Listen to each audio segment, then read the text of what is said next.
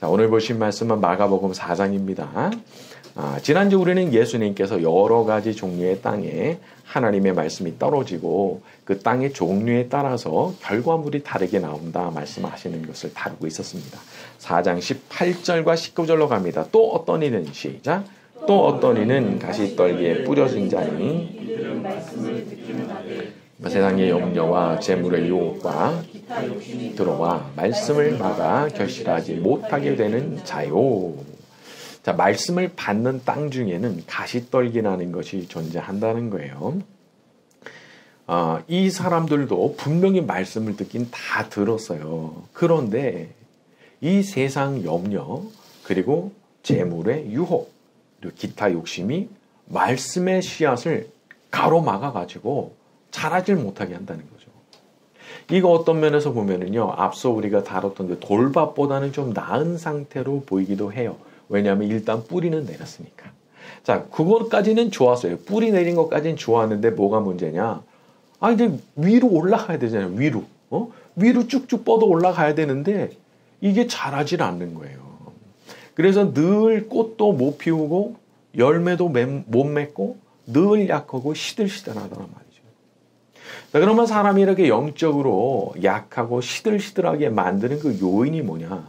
놀랍게도 세 가지를 지목하시는데 첫째는 세상 염려, 둘째는 재물에 대한 유혹, 셋째는 기타 욕심이라는 거예요. 자, 먼저 세상 염려가 있습니다. 세상 염려. 자, 이거 말하자면 이 세상 살이에 대한 염려가 너무 많아요. 그러니까 온통 머릿속에 그 생각밖에 없는 거예요. 그래서 늘 전전긍긍하든지 아니면 내가 갖고 있는 어떤 계획에 대한 생각만 있든지 뭐 이런 것만 하는 거예요.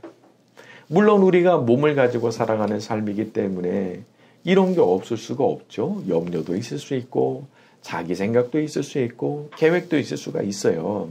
그런데 문제는 이게 내 생각을 완전히 사로잡아 버리고 하나님 말씀에 대한 생각의 그 여지 자체를 주지 않아 버리면 이게 내 영적인 성장을 가로막는 아주 중대한 요인이 될 수 있다는 거예요.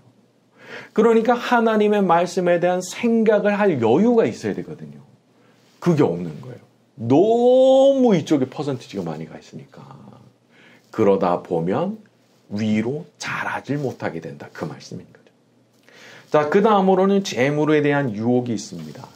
이건 늘 돈에 대한 생각이 가득한 거라 할까 그런 거예요. 성경 안에서 보게 되면 돈은 영적으로 볼 때 아주 강력한 힘을 가진 존재입니다. 여러분, 유다가 예수님 돈 받고 팔았어요. 그 정도로 그 돈이 그 정도의 힘이 있는 거예요. 돈의 액수도 중요하지 않은 거예요. 유다가 거액을 받고 판 게 아니잖아요. 그러니까 이 영적인 힘이 대단한 거거든요. 그러니까 예수님도 말씀하시기를 너희가 하나님과 재물을 동시에 섬길 수가 없는 거라고 둘 중에 하나를 반드시 소홀하게 생각할 수밖에 없는 거라고 말씀하셨는데 여기 같은 맥락이 말씀이 주어지는 거예요. 하지만 사실 우리가 돈 없이 살아갈 수 있는 사람 누가 있겠습니까? 그런데 그 염려가 뭐 있을 수는 있는 건데 이게 나를 잡아먹으면 안 돼요. 이게 날 잡아먹어버려요. 점령을 해버려요. 이게 문제거든요. 자, 이 부분에서 우리가 성경 구절 하나 찾아봐야 됩니다. 신명기 8장 3절로 갑니다. 구약성경 274쪽 신명기 8장 3절입니다. 구약성경 274쪽 신명기 8장 3절입니다. 자, 너를 낮추시며 이렇게 가져 찾으셨나요? 8장 3절 274쪽 너를 시작. 너를 낮추시며 너를 줄이게 하시며 또 너도 알지 못하며 내 조상들도 알지 못하던 만나를 내게 먹이신 것은 사람이 떡으로만 사는 것이 아니오 여호와 입에서 나오는 모든 말씀으로 사는 줄을 내가 알게 하려 하심이니라. 그렇죠? 하나님께서 기적적으로 하늘에서 그냥 직접 만나를 내려서 먹게 하신 이유가 뭐냐? 사람이 자기가 떡을 만들고 벌어서 사는 게 아니라 여호와의 입에서부터 나오는 말씀으로 살게 된다는 것을 알게 하시려고 그렇게 하셨다는 거예요. 사람이 자기가 버는 것 같아도 자기가 버는 게 아닌 거예요. 성경의 관점은 너 그거 하나님께서 벌게 해주셔서 버는 거야. 이게 성경의 관점인 거예요. 그래서 하나님께서 벌게 하시면 벌어지는 것이고 안 주시면 벌지 못하는 것이기 때문에 그래서 우리가 모든 것을 주관하시는 하나님 앞에 딱 이렇게 자세를 바르게 하고 늘 겸손하고 예배자의 자세로 항상 서는 거예요. 그러니까 우리가 세상의 어떤 문제도 하나님께서 풀리게 하시면 풀리지만 안 풀리게 하시면 안 풀린다는 것을 믿고 그걸 믿고 재물에 대한 염려에 너무 몰두하는 것은 삼가해야 되는 거죠. 그래서 이 부분에서 어떻게 보면은 우상이 만들어지기가 참 쉽기 때문에 하나님께서 이런 거 통제하시는 거예요. 특히나 어떤 고비가 되는 지점이 있잖아요. 고비가 딱 요거만 넘어가면 될 것 같은 지점이 있거든요. 그때 시험이 많이 일어나요. 근데 그때 하나님께서 원하시는 게 뭐냐면 너 어디 보냐는 거예요. 너 지금 어디 보고 있냐는 거예요. 그 중요한 지점에 사람이 본능적으로 딱 세상만 바라보기 쉬운 거예요. 요게 되냐 마냐 되냐 마냐. 아니라는 거예요. 하나님께서는 너 지금 어디 보냐는 거예요. 너는 날 봐야지. 너는 날 봐야지. 그래서 하나님께서 그 지점에 기도 많이 하게 하시는 경우가 많은 거예요. 그러니까 하나님의 법칙이 참 묘해요. 자, 세 번째의 이제 경우는 이제 세상 욕심에 대한 이제 그런 건데 기타 욕심이 있다라고 말씀하셨죠. 기타 욕심. 이걸 이제 다른 번역들 같은 경우에는 갈망 혹은 정욕 이런 식으로 번역을 하기도 했어요. 그러니까 이 사람이라는 존재가 갈망이나 욕심에 점령당하기가 쉬운 존재죠. 그래서 그것이 나를 점령을 해버리면 사람이 못 견디는 일이 일어납니다. 일례로 흔히 하는 말 중에 지름신 그런 거 있죠. 질러라. 그러면 편안해질 것이다. 그런 것도 있고. 그러니까 사람이 못 견디겠는 거예요. 그 욕심이 들어왔는데 미치겠는 거예요. 하루 종일 그 생각만 나는 거예요. 자, 그런데 그런 것이 영적으로 좋지 않은 거죠. 요게 날 사로잡아 버리니까 하나님 말씀은 생각도 안 나요. 자, 여러분, 그래서 우리가 어떤 것이든지 우리가 즐거워하는 어떤 것이든지 간에 적절한 수준으로 이거 올라가지 못하게 통제를 잘 해줘야 됩니다. 자, 그런데 그것을 통제하는 방법이 똑같아요. 늘 반복되는 그 방법이에요. 뭔가 심상치 않아. 내 마음을 가만히 들여다볼 때 이거 수위가 자꾸 올라가는데 이거 너 뭔가 지금 모르게 지금 문제가 있는데 자기가 알잖아요. 자기가 알아요. 그럼 그때 어떻게 돼? 얼른 기도의 자리로 가야 되는 거예요. 제가 말씀드렸죠. 통성기도 하라고. 그냥 주여 주여 이것만 해도 돼요. 두 번째는 성경 딱 피는 거예요. 기계적으로 그냥 피는 거예요. 눈에 들어오든 안 들어오든 색연필 딱 쥐고 쫙 쭉쭉 그으면서 그냥 읽는 거예요. 이런 방법을 사용하지 않으면 그냥 내버려 두기만 하면 마음이 절대 통제가 되지 않습니다. 세상에 대한 염려, 돈에 대한 생각, 기타 욕심 통제 안 돼요. 내비두면 통제 안 돼요.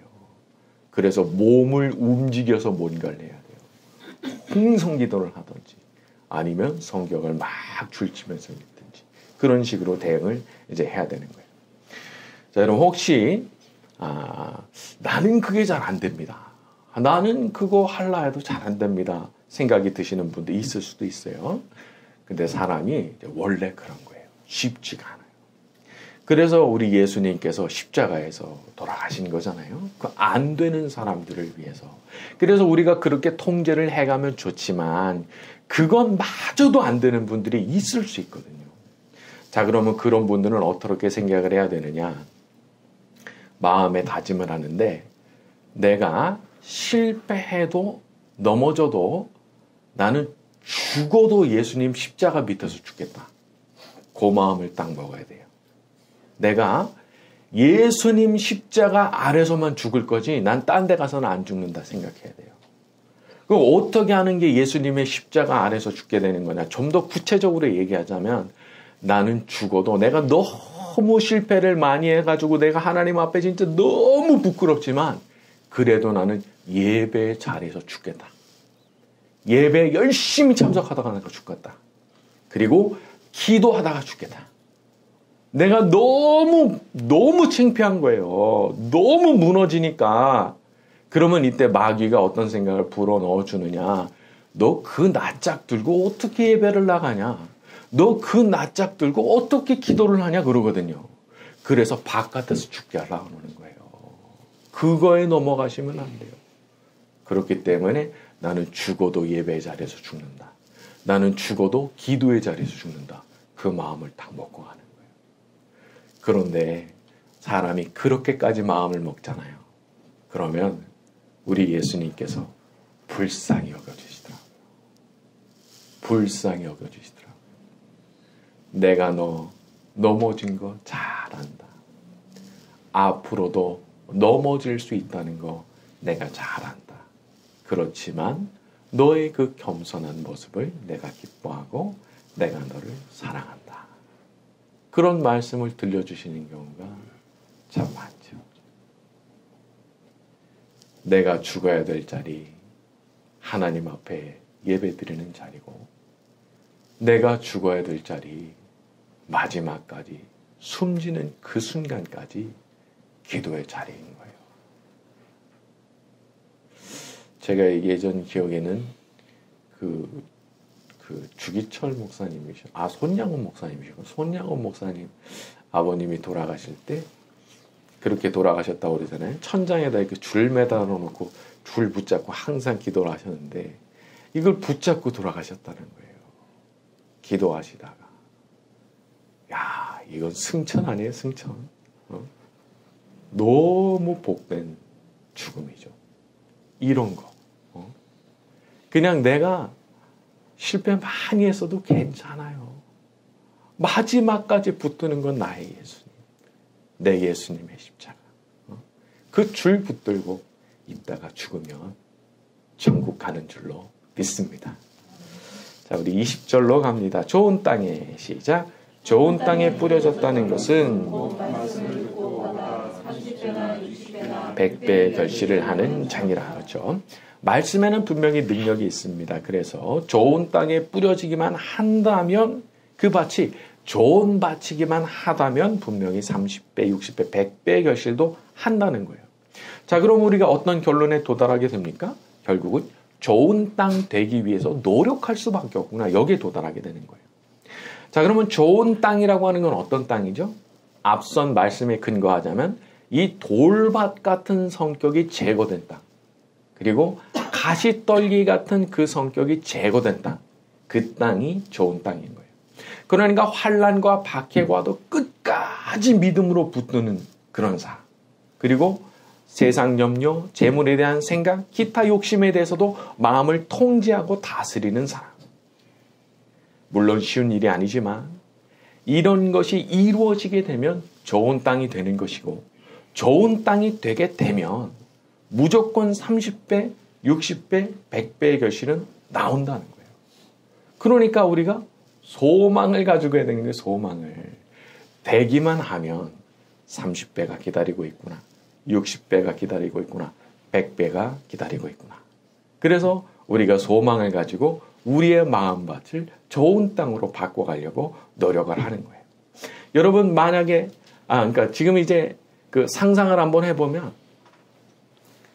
처음에 씨가 땅에 뿌려졌을 때 보여요, 안 보여요? 안 보여요. 안 보여요, 아무것도. 그런데 이거 뿌리는 사람은 마음속에 어떤 상상을 해야 돼요? 이게 100배의 결실을 거둔 그 상상을 해야 돼요. 이 밭에 아무것도 없지만 이게 자라가지고 100배로 꽉 채워져 있는 그걸 보면서 내 마음으로 미리 바라보면서 그렇게 가야 되는 거예요.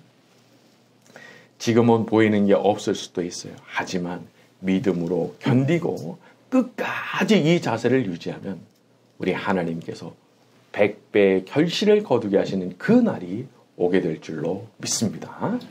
자, 우리 21절과 22절로 갑니다. 또 그들에게 시작. 또 그들에게 이르시되 사람이 등불을 가져오는 것은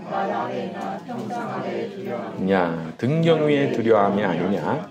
드러내려 하지 않고는 숨긴 것이 없고 하지 않고는 감추인 것이 없느니라. 자, 학자들은 21절에 나오는 등불이 곧 예수님을 가리키는 거라 그렇게 봅니다. 그래서 하나님 나라의 비밀을 드러내는 그 일을 하고 계시고 또 말씀을 듣는 사람의 상태를 드러내시는 등불처럼 드러내시는 그런 일을 하고 계시다라고 하는 거죠.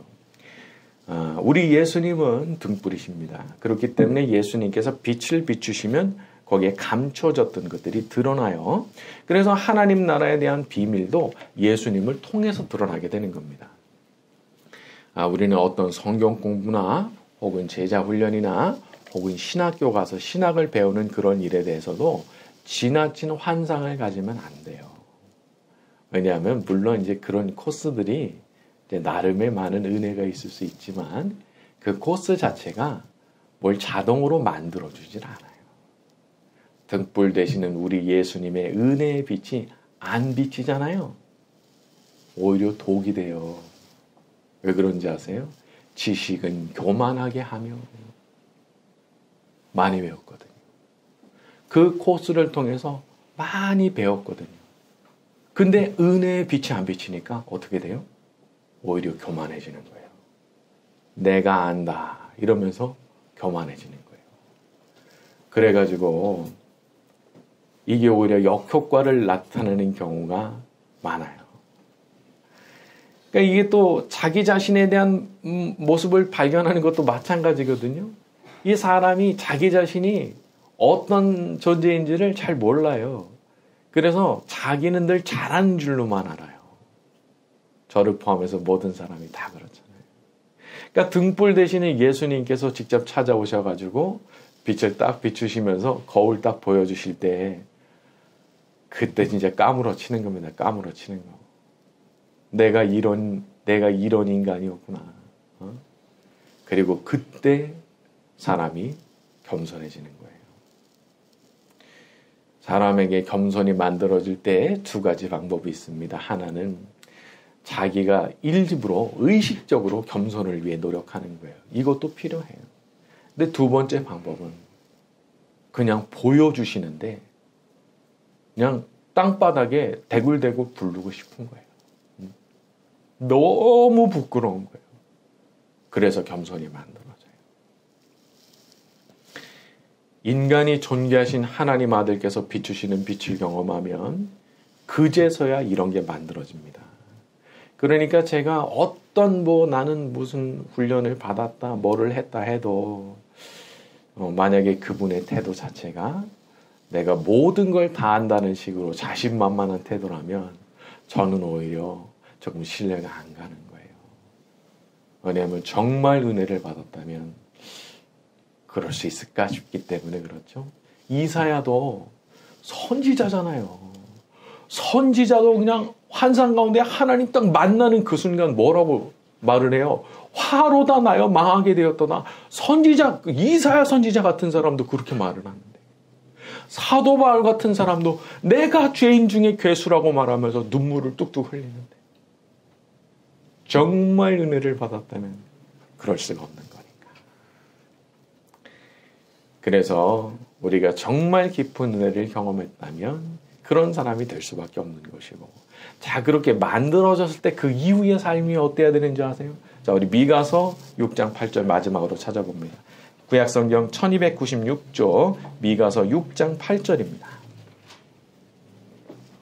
구약성경 1296쪽 미가서 6장 8절로 갑니다. 자, 사람아 이렇게 가죠. 유명한 말씀. 미가서 6장 8절 1296쪽 시작. 사람아 주께서 선한 것이 무엇임을 내게 보이셨나니 여호와께서 내게 구하시는 것은 오직 정의를 행하며 인자를 사랑하며 겸손하게 내 하나님과 함께 행하는 것이 아니겠느냐. 여러분, 우리가 남은 생애를 어떻게 살아가야 되느냐. 나름대로 내가 있는 그 자리에서 불의하게 살지 않고 정의를 추구하고 인자를 사랑한다. 이거 늘 자비를 베푸는 일을 좋아한다 그 얘기예요. 늘 자비를 베푸는 일을 하면서 살고 마지막으로 겸손히 하나님과 동행하는 거. 이거면 족한 거예요. 여러분, 우리 하나님은 야망을 원하시는 게 아니에요. 겸손히 하나님과 동행하는 삶. 그것을 우리 모두한테 원하시는 거예요. 자, 우리 모두의 삶이 그렇게 겸손히 하나님과 일평생 동행하는 삶이 되기를 예수님의 이름으로 축원합니다. 자, 말씀 여기까지 하고 찬양 같이 합니다.